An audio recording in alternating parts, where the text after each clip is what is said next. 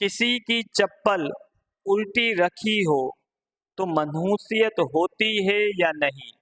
यानी चप्पल बसा औकात उल्टी रखी हो तो बाज़ नादान कहते हैं अल्लाह को लानत हो रही है, ये जुमला गलत है।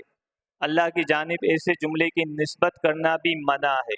रही बात नहूसत की, तो इससे नहूसत का कोई ताल्लुक नहीं, इससे कोई मनहूसियत नहीं होती। देखिए मनहूसियत क्या है? मनहूसियत गुनाह में है। मनहूसियत क्या है? जुल्म व ज़्यादती करने से है। यानी अल्लाह के अहकाम पर अमल करोगे तो अल्लाह बरकतें अता फरमाएगा।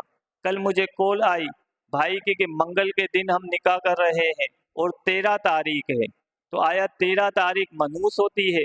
तो अंग्रेज़ लोग कहते हैं कि 13 तारीख मनहूस है, इसलिए जहाज़ के अंदर अंग्रेज़ों के यहाँ 13 सीट का नंबर तक नहीं होता। अंग्रेज़ों के होटलों के अंदर 13 नंबर का रूम नंबर भी नहीं होता है, यानी 13 नंबर का कमरा भी नहीं होता है, तो वो 13 नंबर को मनहूस समझते हैं। इसी तरह बाज़ नादान लोग मंगल के दिन को मनहूस समझते हैं।